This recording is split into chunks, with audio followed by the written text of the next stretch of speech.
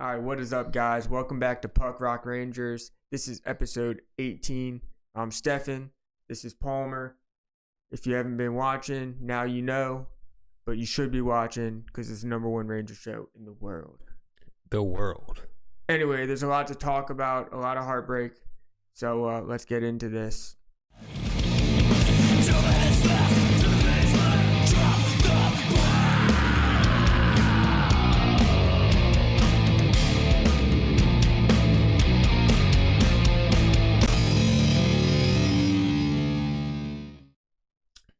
Before we talk about hockey, you know how we do. We always give you guys updates on our personal lives and all the juicy stuff. So I'm going to let Palmer take it over and tell you what's been going on with his life. Well, I appreciate that. Nothing juicy. I'll keep that to myself. Got some trips planned. You really have a little bit of spring fever with the weather getting a little bit nicer. I'm hoping to get some kayaking in, fishing, hiking, all the kind of stuff me and my wife enjoy. We bought a greenhouse, hasn't gotten in yet. We still need to get it put together, but we're gonna try our hand in growing different vegetables. Something we've done in the past, but gotten away from. The greenhouse will hopefully help keep the deer and other critters away from it. Nice. And other than that, just living life, watching the Rangers. Very disappointing weekend, but aside from that, what's going on with you? Well, I think what may help you with this greenhouse is if you listen to Cypress Hill, Dr. Green Thumb. You listen to that while you're out there getting it. You might have some more success. As for my life, nothing has changed. Everything's been pretty good. Kids, family, work, all that good stuff. I wish I had some more juicy stuff to tell you, but I don't. I'm a lame, so you tease juicy stuff, but neither of us have anything juicy going on. Oh man, get ready for the juiciest gossip of the century. What's going on? Nothing. The juicy stuff comes at the end of the episode, so you gotta stick around, watch the whole thing. Right off the hop, before we get into the meat and potatoes of the episode, this is going to be a hockey episode. Later this week on Thursday, we're going to be doing an episode with Heavy as the Head. Hopefully, Stefan could join us for that. We're going to see how scheduling works out. A lot of different moving pieces with these music episodes. But that's the plan. We have a plan B for the following week. If, there's some things that I'm not going to get into on the episode that may get in the way of us getting down on Thursday. But stick around for that. We'll let you know on Instagram and everything else. Hopefully, that'll be Thursday. Heavy as the Head. Similar to what Fit Check did. They're going to come hang out for an interview and do a live set. They're going to play their entire EP. The EP, I'm sorry, I'm a little late to the party. I was catching up listening to it today, but the EP is For Your Loss. So they're going to come through and play about 20 minutes worth of new music for us. So stoked on that. That should be Thursday. So definitely stick around for that. Nice. And I figured I just wanted to get that out the way right off the hop. Please like, follow, subscribe, all that good stuff. And if he didn't tell you, like, follow, and subscribe, and all that stuff. Yeah, so like, follow, and subscribe, and all that good stuff. Yep. And like, and follow, and subscribe. And all that good stuff. All right. So right off the hop, Steph, we're going to get into the trade deadline. I think that's an appropriate place to start this episode. And more specifically, we'll kind of cover what the Rangers did and then maybe look around the league. So the Rangers were mostly quiet. Excuse me. The bulk of their trades came before the deadline. We've kind of gone over those, so we're not going to rehash a lot of that. But Riley Smith was right before the deadline. Everyone knew he was going. Yeah. Last time we spoke, he had been a healthy scratch for roster management. We all knew it was coming, so he got traded to Vegas Golden Knights. Yep. For forward Brendan Brisson and a 2025 third round pick. The San Jose Sharks one, so it would have been a high pick.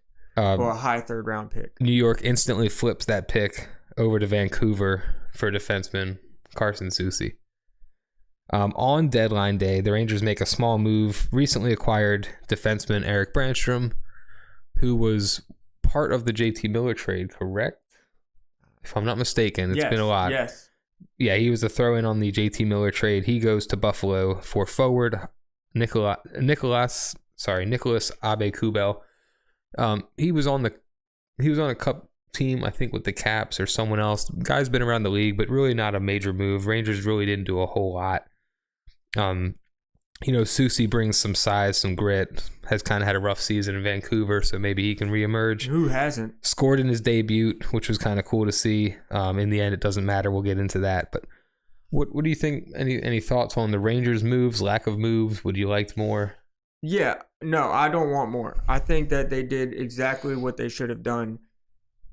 I mean, if you're Chris Drury, you're looking at this team and you're watching them play, and the coaching has their quarrels. You see the team, the roster, like quitting on a weekly basis in the middle of games that should be competitive. And you hear a lot of the fan base out there like fire Drury, but like, what is Drury supposed to do? Is he supposed to go all in on a team that's been quitting halfway in the middle of games? Like, I think he did a good thing. I think the moves he made, I don't think they're for this year. I think they're pieces for next year. I think that at this point, Drury, he probably chalked it up to the game and knows what this team is. And it would have been, if he went all in, it would have been a stupid decision for him to do that. And just because we didn't make trades on the actual deadline itself, I mean, look at the team. A third of the team is players that weren't players at the beginning of the season. We got, a third of the team is gone. Trouba, Hedl, Kakko, oh my gosh, I'm drawing a blank now. I mean, VC, Ryan Lindgren. Yeah, lots of guys coming and going. Yeah, a lot of guys that we still have yet to see who they are and what they're about. So. This season is all about kind of strengthening things for the next season. See if we can maybe make a run then. But JT Miller was the big move. It happened before the deadline. Whether you're critical of Drury, whether you're a fan of Drury, whether you think kind of in the middle where I am, I'm not ready to chase him out of town, but at the same time, not a big fan. I think he's an asshole, to be honest with you, and the way he's handled a lot of things. Is unfavorable, and I'm not me saying he's an asshole has nothing to do with the Barclay Goodrow. It's just like he's that way. Like, he seems very prickly to me. Yeah. Whether that's good or bad, will come out in the wash. But not a lot of moves from the Rangers during the deadline, but a lot of moves during the season is the point I was making. So whether you've been critical of Drury or you're a fan, you can't say he's not done anything to try to improve this team. Whether it's improved the team or not, we don't know. Some of the same problems that have haunted the Rangers earlier in the season came right back this weekend. And before we get into that, so we'll move on to the NHL trade deadline, and Steph and I each have a winner and loser pick. Overall, the trade deadline, in my opinion, was kind of a snooze fest. I mean, you had the Marchand move, which was pretty exciting, but and then everyone was following the Rantanen to Dallas deal. But besides that, and I might be missing something, it wasn't. Most of the big moves this season have gone on well before the deadline. Yep. The deadline to me was very unsexy. So you want me to go first with my winners and losers? Yeah. Do you have any general thoughts on it, and then we'll get into winners and losers? I just think that from a non-fan perspective, the Carolina Hurricanes did not look good with their dealings. And actually, watching the broadcast last night, watching the game, I heard Sam, or maybe, I can't remember who it was, but they were saying how Rantanen came onto the team. Roslovic had his number, and Rantanen was like, "Yeah, I'll give you a Rolex if I can have that number." So Roslovic got a Rolex, and then 3 weeks later, Rantanen's gone, so he got a free Rolex out of the deal. Yeah, he's giving him up the number. But no, I mean, it just isn't a good look. Like, you go in, you make a big move, you get the one guy that everybody was buzzing on, and he doesn't want to be there. So I just think Carolina, from an outsider's perspective, it didn't look good on them.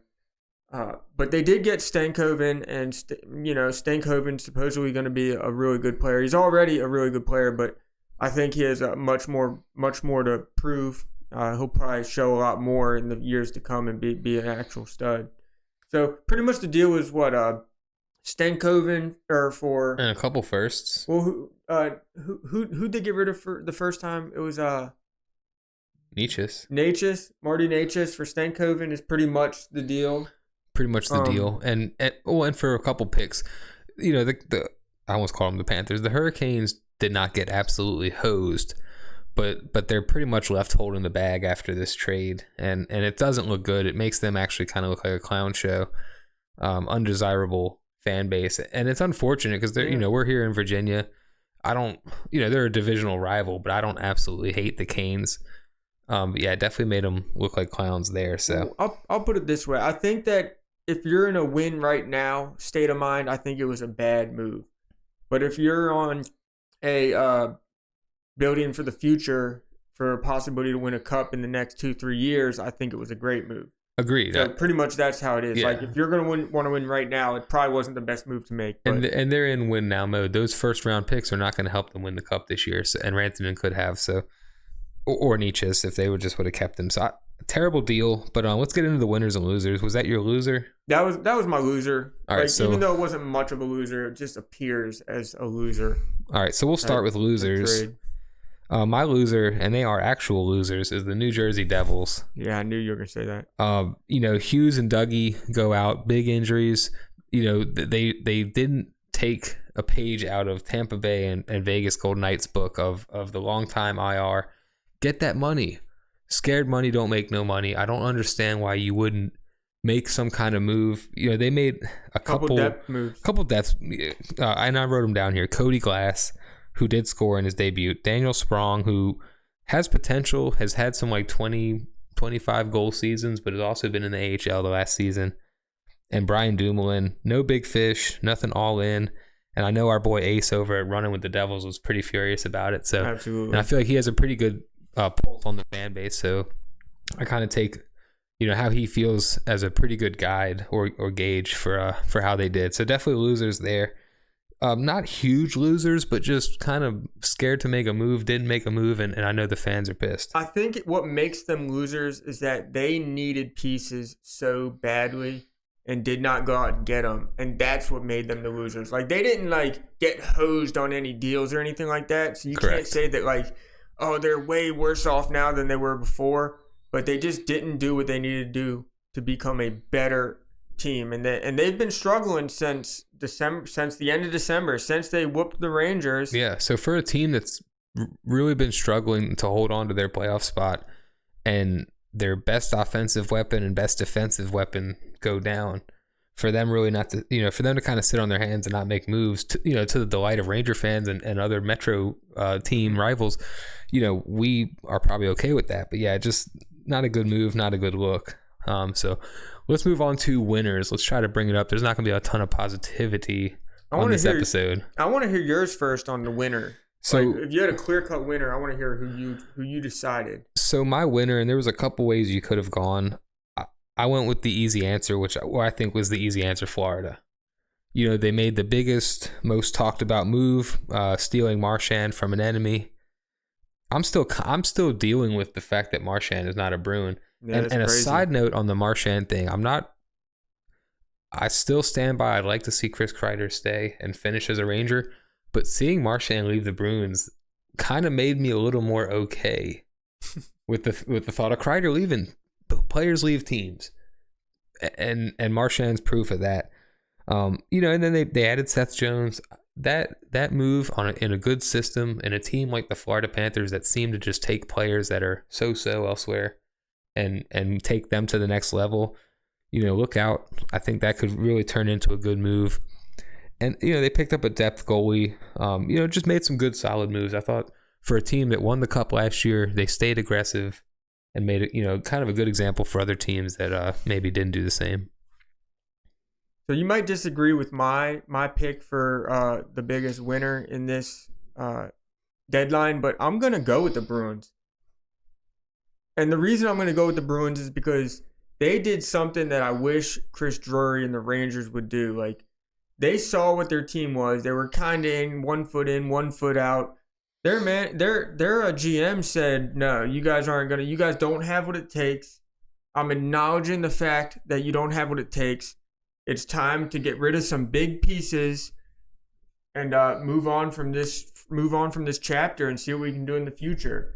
Yeah. So, the Bruins, they got rid of their 3 best players aside from Pasternak and or Pasternak or however you say it, whatever, but they got rid of like some of their absolute stud of players. But watch out for them in the future. Like, the next 3-4 years, watch out for the Bruins because you're not going to just get rid of players like that without a plan to figure something out. Like, they don't want to go through a 10-year rebuild. They're not that team. They're not that franchise that's going to drag their fan base through that. Yeah. So, I think they were big-time winners by getting rid of pieces when they realized that, it is what it is this season. Let's move on. That's a fair point, and I really didn't think of it that way. At first, I thought, they're blowing it up. They're kind of waving the white flag, and I couldn't see that as maybe a winner. But, yeah, I mean, credit to them for having the guts to kind of pull the trigger on a deal like that and maybe invest in the future. And it's been coming for Boston for a while, really since Bergeron retired. They had a couple years after that where they were able to get a run. And Marchand's not the same player. He's still feisty. He's going to be effective down there, I think. But he hasn't really been the same player. So I think it was not an easy decision, but maybe a little easier than some of us fans think on the outside. Not an easy decision, but the right decision. Fair. They got a boatload in return for the pieces that they moved. And that's what I'm saying. Watch out for them in the future. Yeah, they didn't give these guys away for nothing. Not like that. When you first said it, I didn't agree. I shook my head because I was like, "That's interesting," and I wanted to hear you out. But yeah, I could see that. And I think a lot of people, Ranger fans watching this would say that's probably what they wanted the Rangers to do. Yeah. To compare the two, it's a little different. The Rangers have largely underachieved. Boston, it's almost like, the truth has finally come out. Well, their time just came. Yeah, like the time's come. They had their fun. They did what they did, and now they want to try something new. Yeah, we had fun. They're not beating a dead horse. We had seasons in the sun. All right, let's move on. Let's move on to what I'm calling the weekend from heck. Hey, we got censors. Yeah, weekend from heck. Shout out to Rocco's Modern Life. Come on. Yeah. Welcome to heck. And remember the devil's name in that? Bubbles from heck. Remember he's counting on the little ball and paddle. Gets to 664, 665. So anyways, the weekend from heck. The table was set for the weekend on Wednesday's overtime loss to Washington at Madison Square Garden. Back and forth game largely. You can't really say the Caps killed us. They made the comeback. Ovi scores on the power play to tie it up. And then who else but Tom Wilson scores the overtime dagger. Have to watch that complete idiot laying on his back, legs kicking up in the crease. You know what? They're having fun, man. My hate comes and goes for the Caps. It kind of depends on what the Rangers are doing. Like when we're neck and neck, I hate them. When the Rangers are bad and the Caps are good, I don't really hate them. I kind of see what happens with them. But that game was tough, and it's the Mika Miller missed connection in overtime that springs Stromer and Wilson, and the rest is history. Thoughts on that game? I'll be very brief. It was a good, hard-fought game, and they just didn't have what it took. The Rangers just didn't have what it took to finish the job. Yeah, but they looked good in that game. I think from a 5-on-5 overall perspective, they looked good. Eye test showed, and that's the frustrating thing about that game. Yeah, was it's almost one of those games. I feel like I said the same thing when they played Maple Leafs recently, that they maybe deserved better. I have a hard time using deserved with this season because the way they've been, but they deserve better. They played a really gutsy game against Washington. And look, Ovi is, it's the greatest goal scorer of all time. He's going to get his.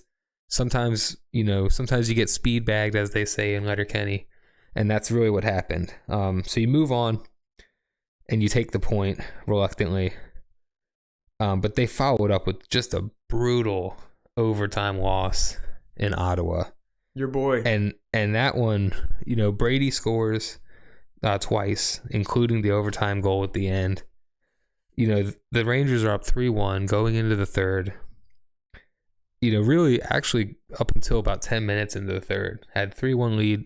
just wouldn't, and it's chance after chance after chance. You know, that game is less frustrating if the other team just outskills us or just beats us outright. It was guts. It was will to win. Stefan's showing me right now. The Senators are beating the Red Wings 1-0.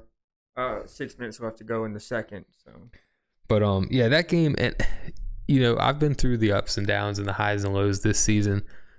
I kind of crashed out after that because it was the second game that they blew a lead, and just the way they did it, they got outgutted, they got outmuscled, and that's just been kind of the story of the season. But for it to unfold like that, and the man of the hour, you can't blame the whole loss on Keandre Miller. But what? And we're trying to clean up this pod, but some F's are going to slip today. Don't even. What in the fuck was he thinking? Sorry, Mom. I tried. What was he doing, man? It's 3-on-3. There's so much ice. You can literally take the puck behind the net. There's a million things you could have done. I thought John Chick hit it on the head when he broke this play down on Locked On Rangers. There was just so many options, man. You don't have to force a pass. It's a bad pass. JT Miller's an inch away from recovering, but can't recover it.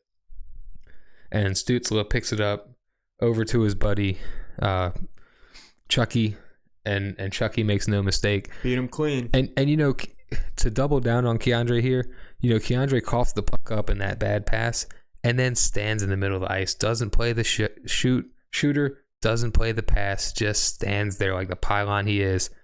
And I came on the pod last episode. He had been playing better, and that still may be the case, but that was bad. He's had so many bad turnovers this season. That was a lapse. And at this point, to be honest with you, I would take just an NHL average defenseman over him, because for the money, he's already come out and say he wants a raise. He wants a raise?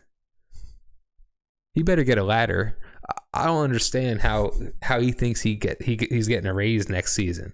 So hopefully it's not for the Rangers. I have nightmares that they lock him up and we're going to trot out him and Fox as our number one pair for the next 5 years. What a joke. Do you think not having Fox is hurting them right now? Maybe hurting Miller, the team. Absolutely. I mean, look at the power play. Look at the power play numbers. This will answer your question right here, Stefan. The power play is 0 for 12 in the last 4 games and 1 for 21 over the last 7 games.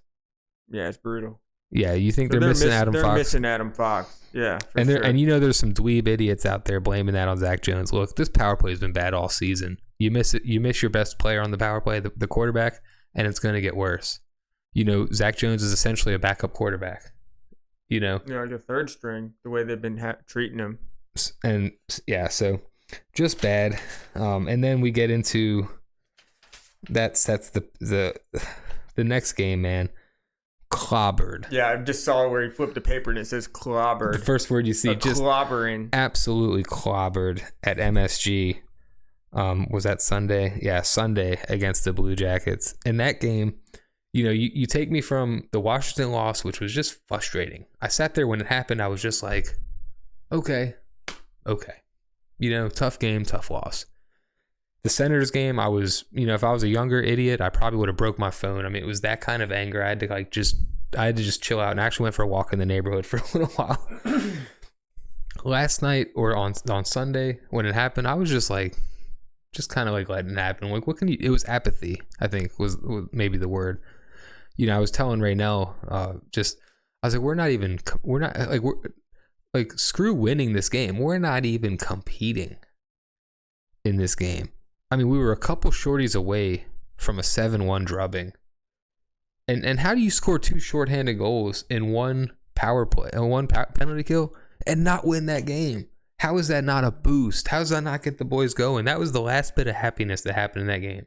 I mean, both times up until the first goal was they got one, and then it was the goals came in pairs. It came in pairs. All right, they got a goal. We tie it up. Second period. Bam, bam, 2 goals back to back. And then we get that, you know, then we tie it up on the penalty kill. Then the end of the period comes. Bam, bam, 2 goals. How are you supposed to combat? How are you supposed to win a game when you're allowing the other team to score 2 at a time? those two shorthanded goals, if used correctly by a good team, that's your get out of jail free card. Tie game, it's all back over. Fresh start. That's when you tell, look, you're the Blue Jackets, we're the Rangers, we're a better team, and this is where we take over the game. And that is the exact opposite of what happened. It was like we went in from the rest of that game and just thought we were, I don't know what the mentality was, but Columbus took that and was like, no, we're winning this game. And they willed themselves to victory, man. And they probably watched the Ottawa game and say, look, we just got to play these guys hard. These guys are a bunch of softies.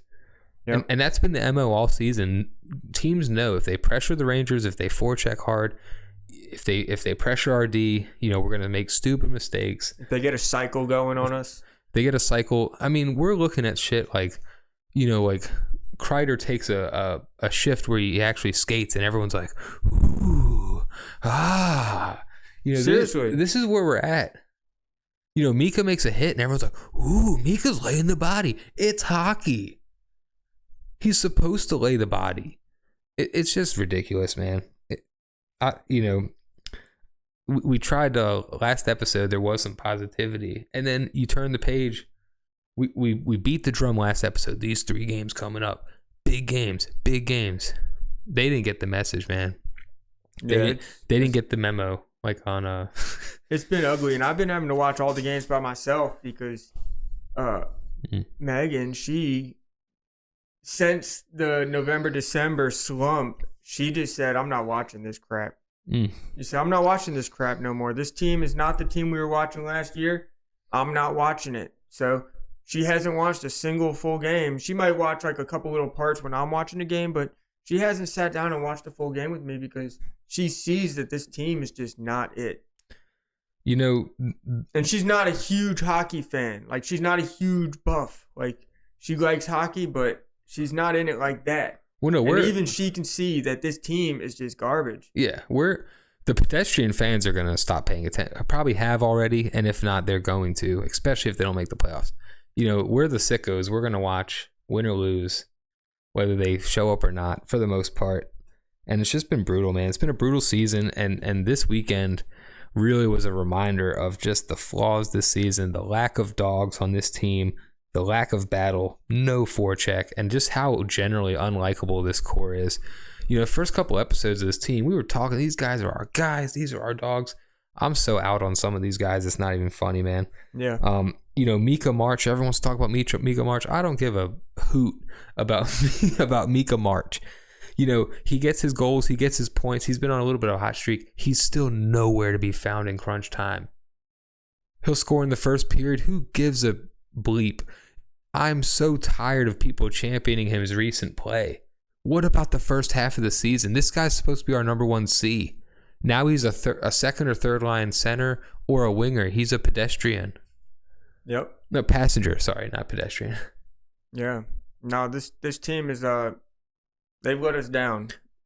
They've let themselves down. They've let us down huge. I hope they can figure it out in the off season. I'm not hopeful for the playoffs. Like, when you're in this tight of a contention, how are you going to go and just let 3 walk by you? 3 in a row. When's the last time this team has won 3 in a row?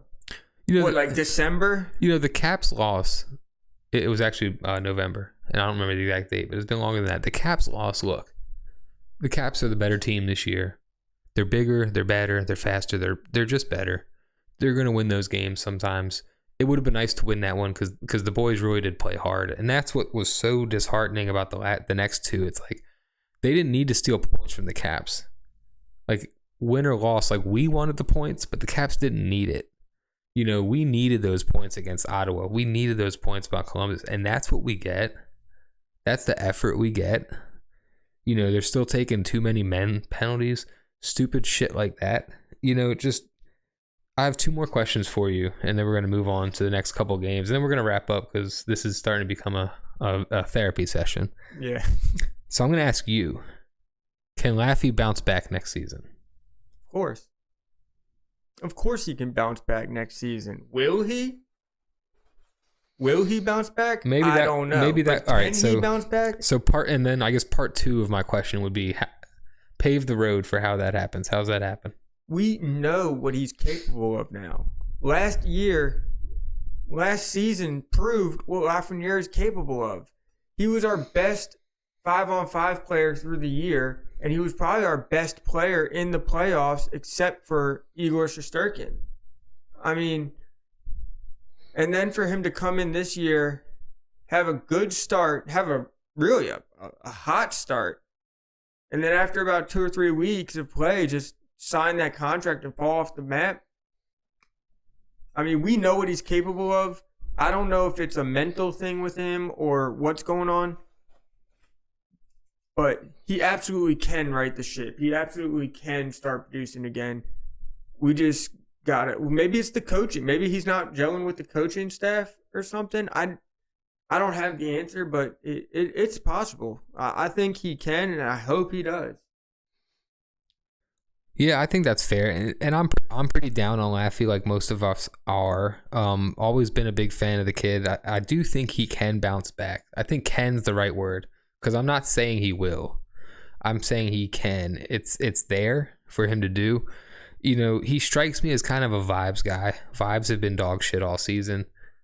You know, you wonder if that's kind of affected him more so than others, where other guys can kind of shake it off and still find their game. I don't know. You know, I don't know what led to it. I don't buy into the fact that he signed the deal and stopped playing. I just think it's funny timing. You know, things. Yeah. I just think it's really suspicious, but I don't think that he did that purposely. You had mentioned the coaches. Fire Laviolette, keep him, give him another run next season. Where are you at with him? Man, there's no right answer. I mean, what's your feel? If you would have asked me this, I'll give you my answer real quick. Yeah. I think they fire him at the end of the season. Yeah. I think you flush the toilet on this season. You start over. You know, he won me over last season. He was always an enemy coach. I didn't really know much about him. I thought he really came in and got the best out of this group. And it's been completely opposite this season. And you know, someone was posting that clip around Twitter of him like yelling at the Flyers back in the day. Now I realize that was about 15 years ago, but I don't think any of that kind of fire has been said in the locker room. You just don't get that feel with this team. It's a bunch of entitled superstars. You're not going to yell and scream at them and jump up and down. And he's at the point in his career where, you know, he's done things. He's had success. What can he do? So I think you fire him, but I think you know, it needs to be said that it's not all his fault. I don't know what you do with this team underachieving. I don't have the numbers in front of me, but and I was listening to something recently, and they said something along the line of many of the top players on this team are on pace for like a 30% regression in points from last year. I mean, across the board. You know, even guys like Will Cooley, who have had a pretty good season, you know, I came on this pod, said 25 goals. He'd be lucky to hit that now. I think he'll hit 20 at least. He's at what, 17? And he's had a solid season, but he's been dragged down by this team.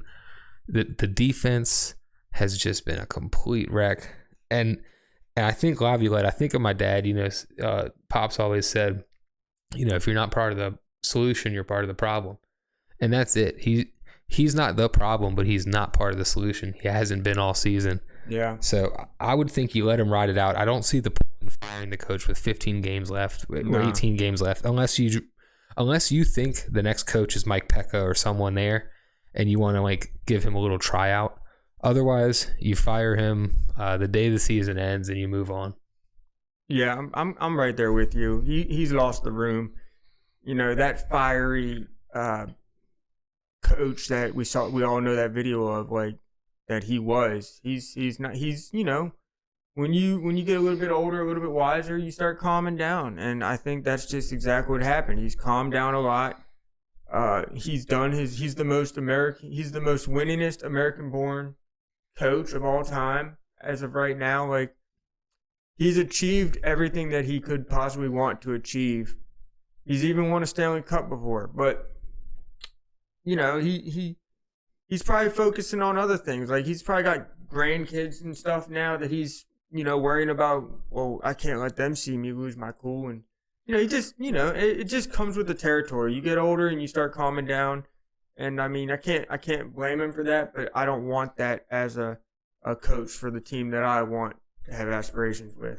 Well, and we've all been there at some point probably in our career where, maybe you take a job and it just doesn't work out or it turns out to be not a good fit. Yeah.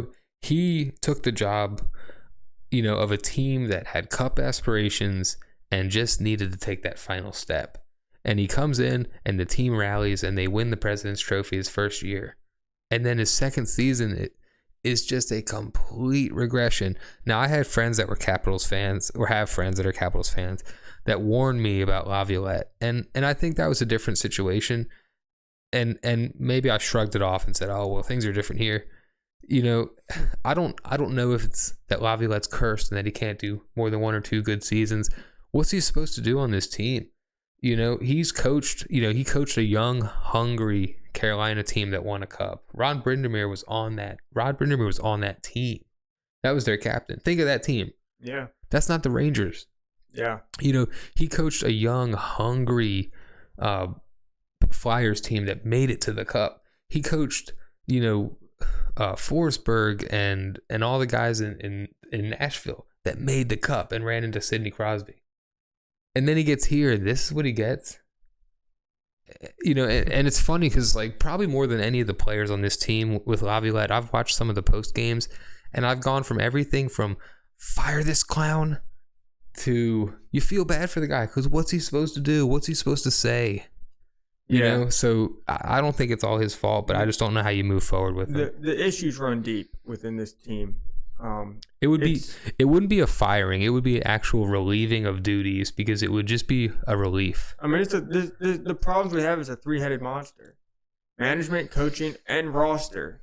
Not one of those 3 branches are excelling. No, not one.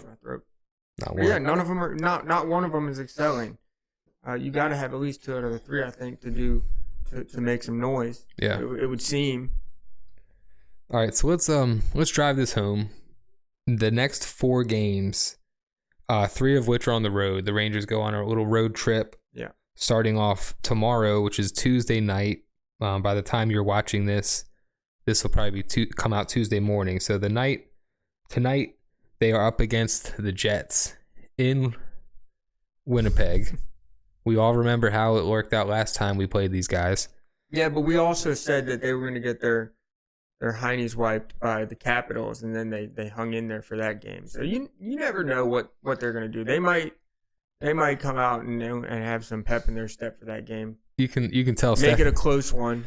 With that analogy, you can tell Stefan's been babysitting, watching kids. Well, we're working on not cursing. That's true. We're trying to keep it I don't know. I just got to come up with something quick, and that sounded like something. Yeah, and I will say this: we're censoring the hockey episodes. The music episodes, we're gonna say whatever we want. I'm not censoring any of those guys. But anyways, sorry, Mom. So they're on the road tomorrow against the Jets. Then Thursday against Minnesota, they go visit their old friend Matt Zuccarello. Cool. And then they wrap up the road trip with a Saturday night rematch against the Columbus Blue Jackets in their barn. So that means if Columbus scores 7 times, we'll have to hear that cannon go off 7 times. So hopefully that's not the case. But, I'm not feeling too bullish on this team, but you win a couple of these games and we'll talk. Yeah, especially if you beat the Jets, you have to beat Columbus. You have to go in and beat Columbus. I don't care. I don't care if it's a 1-0, 2-1 tight game. I don't want to hear any hockey cliches. I don't want any participation trophy. I don't want to hear Laviolette after the game. Oh, just a little off the mark. I don't want to hear any of that shit. You go into Columbus, you win that game. Man, I don't even care. I'm getting so apathetic. I'm becoming so apathetic towards this team that I love. It's like if Columbus pumps them again, it's just all right. I'm gonna start rooting for them. I'm gonna start rooting for them solely off the fact that before the season started, I had them making the playoffs. That is true. You're not talking about anybody else did. I did think about that this week. So if we get pumped by them again, I'm on the bandwagon. Let's go. Let's do it for Johnny.